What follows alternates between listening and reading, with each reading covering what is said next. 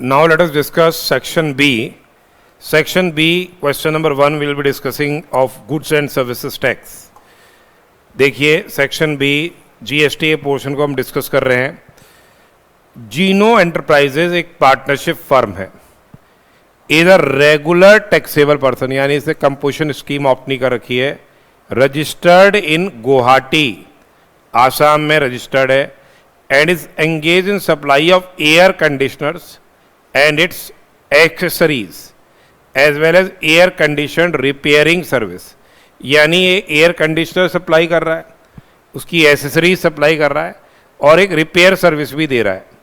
Details of the various activities for the month of October 22 are as follows. यहाँ पे अक्टूबर 22 की जो details है वो दे रखी है। पहला देखिए, इंट्रा स्टेट सप्लाई है एयर कंडीशनर की, इंट्रा स्टेट सप्लाई होगी तो ये CGST प्लस SGST लगेगा इस पे। किसकी है? एयर कंडीशनर की है। टू कस्टमर्स इन आसाम,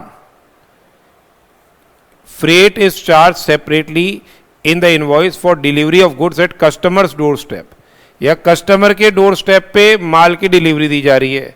तो यहाँ पे ये एक तरह से कंपोजिट सप्लाई है, कंपोजिट सप्लाई हो गई। जहाँ प्रिंसिपल सप्लाई क्या है, जहाँ प्रिंसिपल सप्लाई क्या है, सप्लाई ऑफ गुड्स है, सप्लाई ऑफ गुड्स है।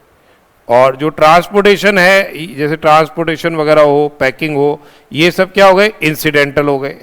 तो अगर आपके प्रिंसिपल सप्लाई है तो कंपोजिट सप्लाई में प्रिंसिपल सप्लाई की रेट लगेगी, यानी जो AC की रेट है वो लगेगी। इस केस के अंदर AC की रेट देख लो कितनी आ रही है। AC की रेट क्वेश्चन में आ रही है, AC parts and stabilisers 6% CGST है, 6% IGST है, यानी पूरी वैल्यू ऑफ सप्लाई पे क्या लग जाएगी? AC की रेट लग जाएगी। ये 5 लाख रुपए पे क्या लग जाएगा? 6% तो CGST लगा, 6% क्या लगा? SGST लगा, यानी 30,000 रुपये CGST लग गया और 30,000 रुपये SGST लग गया। ठीक है, तो यह आपको ये बताना है। दूसरा है intra state supply of repairing services, wherein apart from charging service charges, cost of parts and spares provided to customer is also charged and consideration for the same is separately mentioned in the invoice। अब ये एक तरह से independent supply हो गई।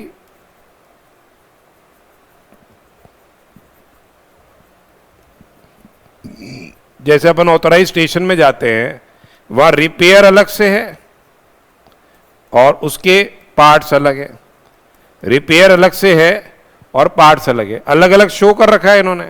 इसमें तो ऐसा है नहीं कि यहाँ पे एक साथ अपन क्या कर दें, क्लब कर दें। ठीक है, तो यहाँ सप्लाई ऑफ रिपेयर सर्विसेज अलग रहेगी और उसके जो पार्ट्स हैं वो अलग रहेंगे।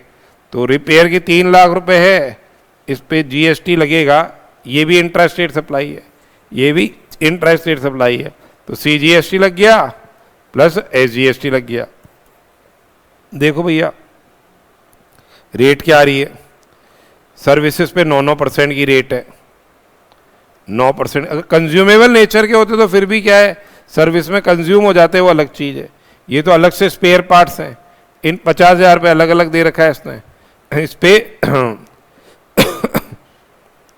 पार्ट्स एंड स्पेयर्स, तो 50,000 पे पार्ट्स एंड स्पेयर्स पे 6% की रेट आ रही है, ये 6% रहेगी। ठीक है, ये CGST SGST लगेगा। फिर देखो तीसरा point, in order to enhance their sales and to clear stock of old models of air conditioners, in order to enhance their sales and to clear stock of old models, Geno enterprises made combo offers. क्या कर रहा है ये? Combo offers कर रहा है to customers, wherein if a customer purchases an air conditioner along with stabilizer, the same is offered as a combo price। यानी यहां क्या कर रहे हैं, एसी के साथ स्टेबलाइजर दे रहे हैं, एसी के साथ स्टेबलाइजर दे रहे हैं, ठीक है। तो ये एक तरह से क्या है, ये मिक्स्ड सप्लाई हो गई, ये मिक्स सप्लाई होगी। ऐसा combination normal course of business में नहीं है, ये मिक्स सप्लाई है। कॉम्बो प्राइस 20,000 की है, कॉम्बो प्राइस 20,000 की है, और ये है 20,000 की। ओरिजिनल प्राइस 22,000 एसी की है, 8,000 स्टेबलाइजर की। इसकी बात कुछ नहीं है, क्योंकि यहां तो ट्रांजैक्शन वैल्यू पे टैक्स लगता है। ट्रांजैक्शन वैल्यू क्या होती है, जो एक्चुअल प्राइस आप चार्ज कर रहे हो, इनवॉइस वैल्यू पे टैक्स लगता है। तो प्राइस तो 20,000 ही रहेगी। ये हो गई मिक्स सप्लाई। मिक्स सप्लाई में क्या होगी, कौन सी रेट लगेगी, सेक्शन 8 के हिसाब से हाईएस्ट रेट लगेगी, highest rate. Highest rate AC की कितनी रेट आ रही है, देखो एसी की रेट आ रही है 12% और स्टेबलाइजर की रेट आ रही है 18%। इस पे क्या लग जाएगा, 18% लग जाएगा। अब देखो नेचर ऑफ सप्लाई, देखो सीजीएसटी लगेगा या एसजीएसटी लगेगा, ये देखते हैं। During October 22 Geno enterprises has made inter state supply. Inter state supply है तो आईजीएसटी लगेगा, 10 नंबर्स तो इंटू 10 आईजीएसटी लग जाएगा, आईजीएसटी इस केस के अंदर लग जाएगा। अब देखिए नेक्स्ट, देखो अब ये purchased business class air tickets from intra state travel from Guwahati airport Assam to Dibrugarh airport Assam for executive employees relating to business of the concern. अब ध्यान से देखो, अपन ने बोला था कि अगर कोई पैसेंजर टर्मिनेट करता है अपनी क्या जो एयरपोर्ट से, या तो डिपार्चर है या टर्मिनेट हो रही है उसकी जो सर्विसेज, एयरक्राफ्ट ऑपरेटर की सर्विसेज वो अवेल कर रहा है, तो पैसेंजर ट्रांसपोर्टेशन की सर्विस है वो एग्जेम्प्ट रहती है। पर बिजनेस क्लास से क्या है, ये एग्जेम्पशन क्या है, इन्होंने हटा लिया, बिजनेस क्लास से एग्जेम्पशन हटा लिया है।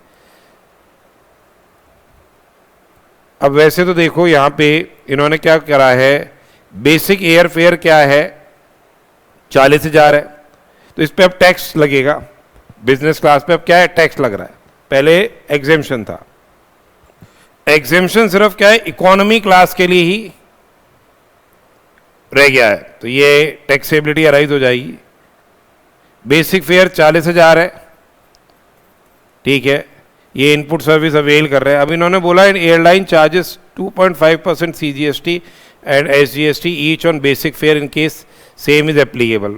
वैसे तो बिजनेस क्लास में 12% जीएसटी, पर यार रेट ही दे रखी है 2.5%, ये सीजीएसटी हो गया, ये 2.5% क्या हो गया, सीजीएसटी हो गया, 2.5% क्या है, एसजीएसटी हो गया, ठीक है। 40,000 का 2.5% 1,000 रुपये हो गया। ये आईटीसी इसको मिल जाएगा, पैसेंजर ट्रांसपोर्टेशन में काम में आ रहे हैं, ठीक है, तो आईटीसी एलिजिबिलिटी आ जाएगी इसकी। All the figures mentioned above are exclusive of taxes. अब कह रहे हैं in respect of few invoices relating to financial year 21-22 involving ITC CGST 20,000, SGST 20,000 and IGST 80,000 was not taken earlier. यानी आपने ये आईटीसी नहीं लिया था। Zeno enterprises now want to avail credit in respect of such invoices in the current month. अब पहले तो current month देखो, करंट मंथ क्या है इसमें, करंट मंथ देखो, ये मंथ है अक्टूबर 22 में, तो पिछले फाइनेंशियल ईयर में अपन ने क्रेडिट नहीं लिया था, ठीक है, वो अब क्रेडिट हम लेना चाहते हैं, तो ये अमेंडमेंट आया है, ये भी सेक्शन 16 के अंदर अमेंडमेंट आया, time limit for availment of the ITC. एक तो बिजनेस क्लास का एग्जेम्पशन वाला अमेंडमेंट इन्होंने पूछ लिया, और एक अमेंडमेंट क्या है, time limit for availment of ITC का पूछ लिया। अब अपन आईटीसी कब तक ले सकते हैं, 30 November of the financial year तक क्या है, आप वो इनपुट टैक्स क्रेडिट ले सकते हो। 30 November of the financial year तक आप इनपुट टैक्स क्रेडिट ले सकते हो। पहले ये था कि अपन 30 सितंबर तक ले सकते थे, अब इन्होंने 30 November of the end of the financial year ले सकते हो, या date of furnishing of annual return, तो 30 नवंबर तक इसका आईटीसी मिल जाएगा। अभी अक्टूबर का महीना है, कैन डेफिनेटली अवेल आईटीसी। वैसे अक्टूबर के महीने में ले लेंगे आईटीसी, जिसका रिटर्न आपके 20 तारीख को चला जाएगा, तो ये ITC same can be avail up to 30 November, ठीक है। 30 नवंबर तक आप ये इसका आईटीसी ले सकते हो, या date of filing of the annual return whichever से अर्लियर। जीएसटी रेट इन्होंने देख ही दी। अब ये कह रहा है calculate the amount of minimum CGST, SGST and IGST tax payable in cash by Geno enterprise in the month of October. तो अब अपने को क्या है, जीएसटी की लायबिलिटी इस केस के अंदर कंप्यूट करनी है। So here will be now से computing the tax liability. First is we have to prepare,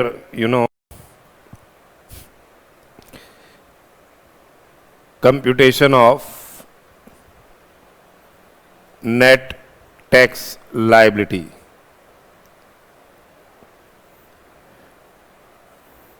One is IGST, one is SGST, one is CGST. This is total and this is particulars. The first is intrastate supply of AC. Intra-state supply of AC. We have to write the notes. 5 lakh it is. 6% is the CGST and 6% is the SGST, since it is intrastate supply. And rate of GST on AC is 6%, na? Verified. Yes. Next is then intrastate supply of services. Intrastate supply of services. Here they have been separately billed. 3 lakhs. 3 lakhs. And service rate is 9%, na? 9%. CGST is levied at rate of 9%.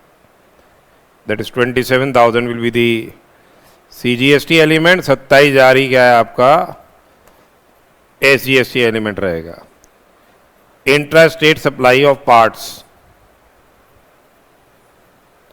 जो parts अलग से consume किए गए हैं services में, ये parts पे एक जो अलग से लगाए गए हैं, अलग से शो कर रखे हैं, ठीक है। 50,000 रुपये, 50,000 रुपये। 3,000 CGST हो जाएगा, पार्ट्स पे भी रेट वही है, 3,000 SGST हो जाएगा। देख लेते हैं, ये पेपर मेरे पास यहाँ पड़ा है इसी से, क्योंकि बार बार उधर जाने में तो बड़ी समस्या हो जाती है। पार्ट्स पे रेट आ रही है 6, ठीक है। फिर नेक्स्ट देखो क्या है नेक्स्ट पॉइंट पे, तीसरा ये वाला, in order to enhance sales. तो ये है inter state supply of air conditioner along with stabiliser. Inter state supply of AC along with stabilizer, ठीक है। ये आ गया आपके कितना, 20,000 रुपये। 10 है ये, तो ये 2 लाख रुपए हो गए। इंटर स्टेट सप्लाई तो IGST लगेगा। अब यहाँ मिक्स सप्लाई है तो यहाँ हाईएस्ट रेट लगेगी। मिक्स सप्लाई है, यहाँ पे हाईएस्ट रेट लगेगी।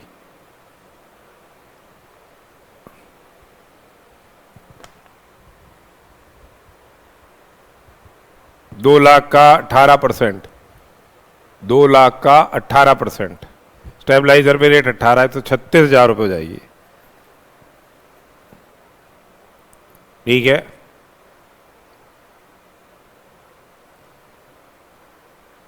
ये 36,000 हो जाएगी।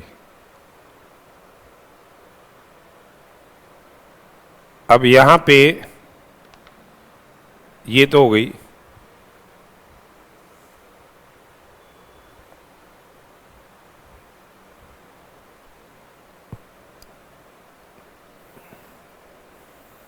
ठीक है। अब इन्होंने ये बोल रखा है,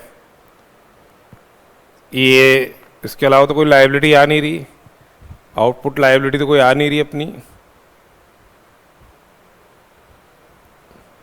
ठीक है। ये इसके अलावा कोई आउटपुट लायबिलिटी नहीं आ रही, तो ये जोड़ो एक बार, 60,000 ये हो गया,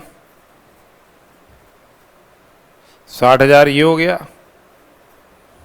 और ये 36,000 हो गया। अब देखिए less input tax credit, input tax credit, एक तो अपन ने ये value of freight charge separately in above services, ये अपन ने क्या है, internet supply of air conditioners to customers in Assam and freight is separately charge in the invoices for delivery of goods at customer premises. अब एक तो ये अपन मान सकते हैं कि भैया अपन ने कोई सर्विसेज अगर अवेल करी, जीटीए की अवेल कर रही होती तो आपको आईटीसी मिल जाता। अब इन्होंने इसका तो बताया नहीं कि ट्रांसपोर्ट कन्वेयंस अपना है कि किनका है, तो हम ये मानते हैं कि भाई अपना ही है, तो आपको एक तरह से आईटीसी या कुछ इन्फॉर्मेशन नहीं दे रखी कि अपन ने बाहर वालों से लिया ही है। अगर हम ये मानते हैं कि बाहर वालों से ये सर्विसेज अवेल करके फिर अपन ये दे रहे हैं, तो बट नेचुरल है जीटीए की जो सर्विसेज है उसका अपने को आईटीसी मिल सकता है। तो ये अब आप चीज़ क्लियर कर लेना वहाँ वर्किंग नोट में लिख के कि भाई we presume that these services are provided on our own account, तब तो आईटीसी की बात ही नहीं आएगी। अगर हमने सर्विसेज अवेल करी है और फिर प्रोवाइड कर रहे हो तो आईटीसी इसका मिल जाएगा। पर आपको जो आईटीसी मिलेगा, एक तो आ जाएगा सर्विसेज ऑफ एयर ट्रांसपोर्टेशन,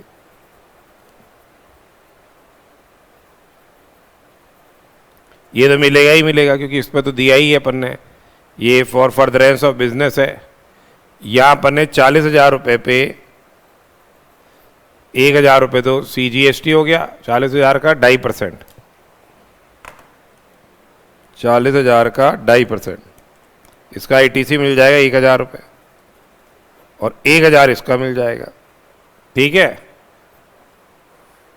और एक है अपने जो ITC for financial year 21-22, ITC of FY 21-22, it can be availed, कब तक अवेल कर सकते हो, अप टू 30 नवंबर। पहले नहीं था, अब बढ़ गया है टाइम, पहले जो आप रिटर्न सितंबर का भेज रहे हो उसकी बात आती थी, ठीक है। तो अब ये 30 नवंबर तक अवेल कर सकते हो आप।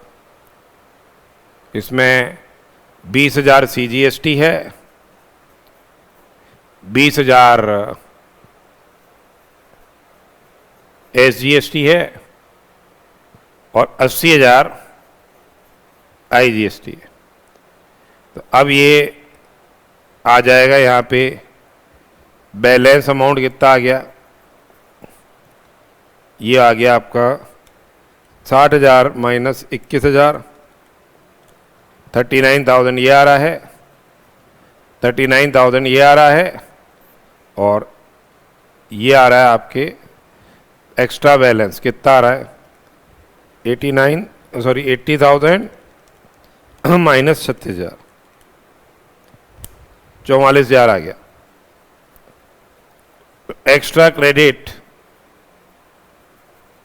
Of IGST to be use for, ये क्या कह रहा है, ये किसको सबसे कम देना है, minimum CGST, SGST and IGST tax.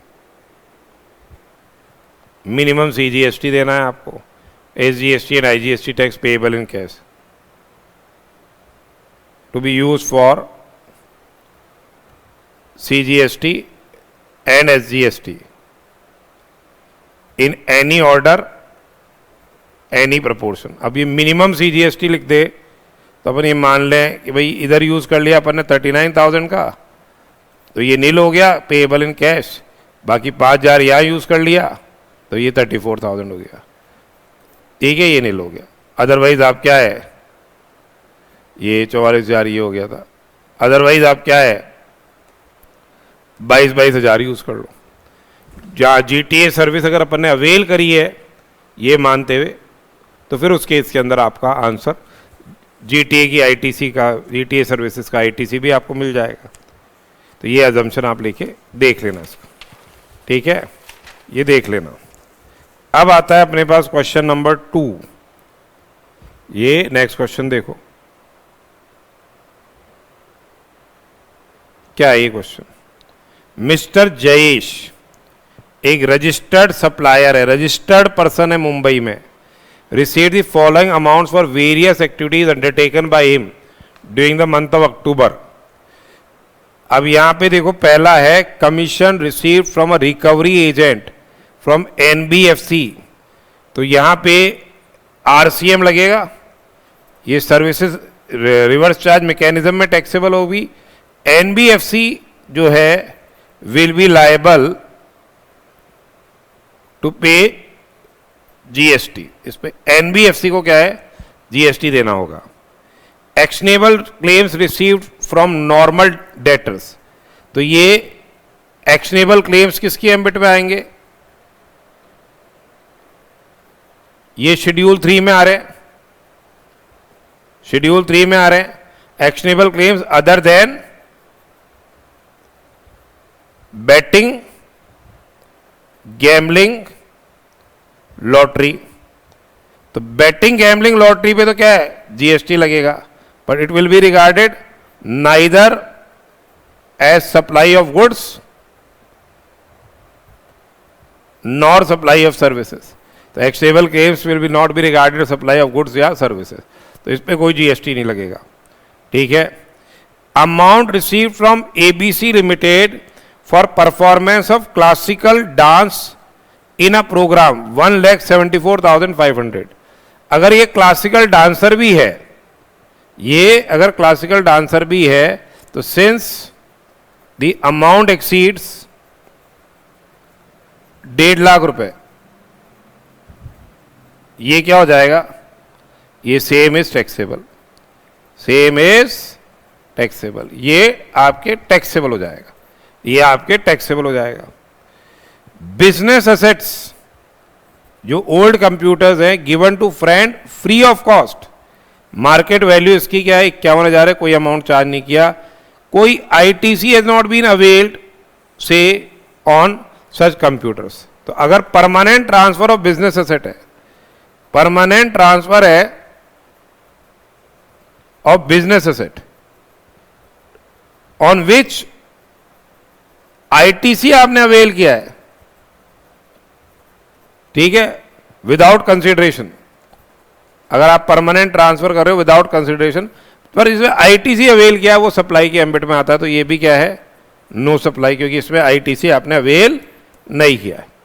फिर है consideration receive for 1 month rent, 1 महीने की रेंट है, from registered individual person for renting residential dwelling for use as residence.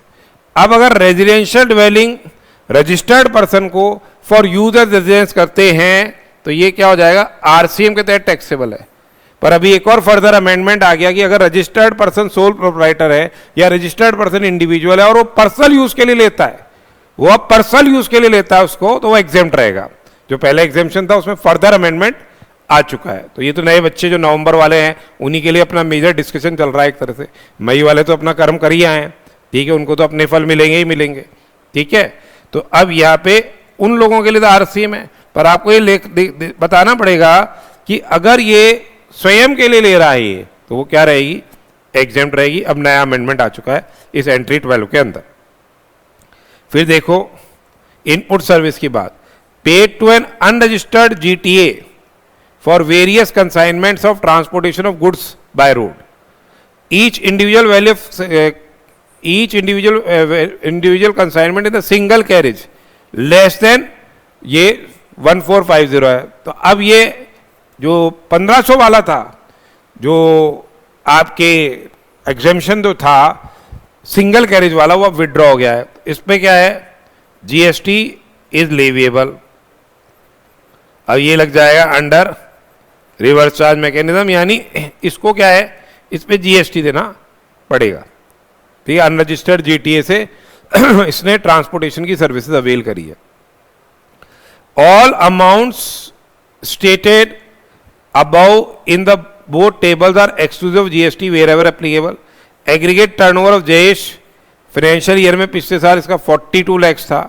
Compute the gross value of supplies on which GST is to be paid by mister Jayesh for the month of October. तो एक तो देखो अब अपने को किस पे देना है, इस 80,000 पे अपने को नहीं देना, 10,50,000 पे अपने को नहीं देना, 174,500 पे देना है, 174,500 पे देना है। एक तो 174,500 पे देना है आपको, इस पे रिवर्स चार्ज में देना है, सामने वाला देगा 15,100 पे देना है आरसीएम के तहत। तो जो सप्लाई जिस पे आपको टैक्स देना है, जो सप्लाई जिस पे आपको टैक्स देना है वो हो गई 189,600। ये 189,600 की जो सप्लाईज है इस पे आपको टैक्स देना है। अब एक और क्वेश्चन देखिए, श्यामदास वॉज एडमिटेड टू सुरक्षा hospital in Mumbai for 2 days in relation to diagnosis of removal of stones from his kidney। ठीक है, किडनी से उसके स्टोन्स का रिमूवल की बात करने की बात करी थी, इसके लिए उसको एडमिट किया गया, for the services Suraksha hospital charged following from mister Das. ये रूम रेंट है 7,000 पर डे है। ये देखो, अब ये रूम रेंट 7,000 पर डे, और अपन ने देखा था हेल्थ केयर सर्विसेज में अमेंडमेंट आ गया था कि अगर आपके किसी हॉस्पिटल में आप भर्ती होते हो और वहाँ रूम रेंट आपका क्या है 5,000 रुपये से ज़्यादा है, तो वो रेंटिंग की जो हॉस्पिटल की जो रूम रेंट की जो सर्विसेज है वो क्या हो जाएगी, टैक्सेबल हो जाएगी। वो जो रूम रेंट की जो सर्विसेज है वो क्या हो रही है, टैक्सेबल हो रही है, ये ध्यान रखना।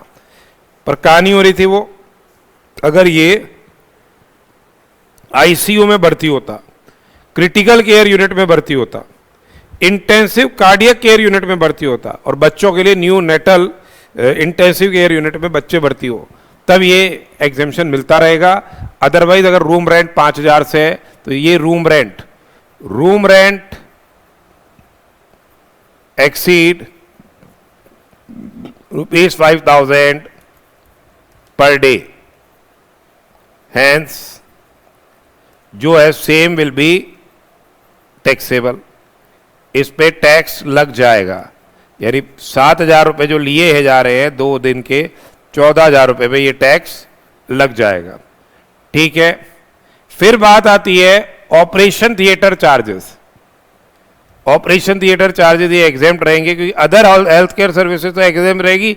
इंटेंशन क्या है, रेंट पे ये एग्जेम्पशन नहीं मिलेगा to services provided by clinical establishment by providing by way of rent, by way of providing room की बात कर रहे हैं, डॉक्टर कंसल्टेशन चार्जेस भी एग्जेम्प्ट रहेंगे, जो अदर सर्विसेज है वो भी एक तरह से एग्जेम्प्ट रहेगी। अलग अलग बिलिंग कर रखी है इन्होंने, तो एग्जेम्प्ट रहेगी। ठीक है, तो यहां पे जो रूम रेंटल्स हैं उस पे टैक्सेबिलिटी अराइज हो रही है, रूम रेंटल्स पे क्या आ रही है, अपनी टैक्सेबिलिटी अराइज हो रही है। ठीक है, तो ये आप देख लेना एक बार। फिर अपने पास क्वेश्चन नंबर 7 है। क्वेश्चन नंबर 7 देखिए, mister Manik provides the following information regarding his tax and other liabilities under GST as per the electronic liability register. यानी ये पेमेंट ऑफ टैक्स वाला चैप्टर था, उसमें अपन ने पढ़ा था, उससे ये क्वेश्चन आया है, ये पेमेंट ऑफ टैक्स से। इलेक्ट्रॉनिक लाइबिलिटी रजिस्टर की इसकी ये लाइबिलिटी बता रहे हैं। ठीक है, यहां बता रहे tax due for the month of May है, फिर इंटरेस्ट है, पेनल्टी है, tax due for the month of June है, और liability arising by way of issue of notice. अब ये कह रहा है कि mister Manik wants to clear his demand notice first. ये डिमांड की लायबिलिटी को क्या है पहले क्लियर करना चाह रहा है। क्या ये पॉसिबल है? ये अपन ने सेक्शन 49 में पढ़ा था, ये अपन ने सेक्शन 49 में पढ़ा था। पेमेंट ऑफ टैक्स के टाइम पे कि पहले आप क्या है, यहां डिमांड को आप पहले नहीं पे कर सकते हो। ऑर्डर ऑफ यूटिलाइजेशन क्या था 49(8) में? ऑर्डर ऑफ यूटिलाइजेशन अपने पढ़ा था 49(8) में। सबसे पहले आप क्या है, self assessed tax dues and other dues दोगे for the previous tax period. तो प्रीवियस टैक्स पीरियड क्या है, यानी 25,000, ये प्रीवियस टैक्स पीरियड ही तो हो गया। 25,000 प्लस 2,000 प्लस 3,000। बहुत सिंपल सी बात है, अगर आपने पढ़ा हुआ था ये सीएमए में भी, इस तरह क्वेश्चन अपन ने डिस्कस किया था सीएमए वाली क्लास में। दूसरा है, फिर दोगे self assessed tax,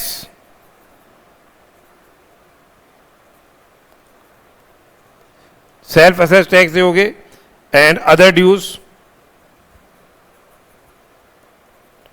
relating to current tax period. तो ये आप दोगे करेंट टैक्स पीरियड के 35,000 के ड्यूज। फिर आएगा आपके पास क्या, any other amount payable including या टैक्स डिमांड, जो शो कॉज नोटिस जारी करके दिया जाता है अंडर सेक्शन 73। जो नॉर्मल पीरियड ऑफ लिमिटेशन का नोटिस होता है इंटर लेवल पे 74, 73 आपके कोर्स में नहीं है, परंतु ये चीज़ तो आपको 49(8) तो ही। फिर आएगा ये 48,000। तो ये मानिक जो कह रहा है उसका कंटेंशन ये कि भाई मैं पहले पुराने डिमांड मतलब 73 की डिमांड दे दूं, ये गलत है। अपन इसको इस तरह से एडवाइस करेंगे। बाकी तो ये थ्योरेटिकल है। QRMP स्कीम ये गो थ्रू कर लेना। प्रिंसिपल से जॉब वर्क पे जाता है तो irrespective of the value of consignment आपको अगर ई वे बिल जनरेट करना पड़ेगा। कौन कंपोजिशन स्कीम के लिए एलिजिबल नहीं है। GTA services provided to unregistered person including unregistered casual person are exempt from GST। ये सही है स्टेटमेंट। GTA की सर्विसेज जो प्रोवाइड की जा रही है, शेड्यूल 3 के ट्रांजैक्शन को लिस्ट आउट कर दिया। 86A के बारे में उन्होंने पूछ लिया, जो कि अमेंडमेंट की बात थी। तो ये तो थ्योरेटिकल क्वेश्चन है। बाकी GST से रिलेटेड प्रैक्टिकल क्वेश्चन हम डिस्कस कर चुके हैं। बाकी थ्योरेटिकल आप एक बार गो थ्रू कर लेना। तो GST का overall discussion we have discuss the same. Question number 7 हो गया हमारा, 6 हो गया हमारा, ठीक है। और एक अपना जो ये 5th क्वेश्चन था कॉम्प्रिहेंसिव क्वेश्चन भी डिस्कस हो गया। तो this was all our discussion relating to GST, ठीक है। GST का सारा पोर्शन अपन डिस्कस कर चुके हैं। थ्योरेटिकल क्वेश्चंस आप एक बार गो थ्रू कर लेना।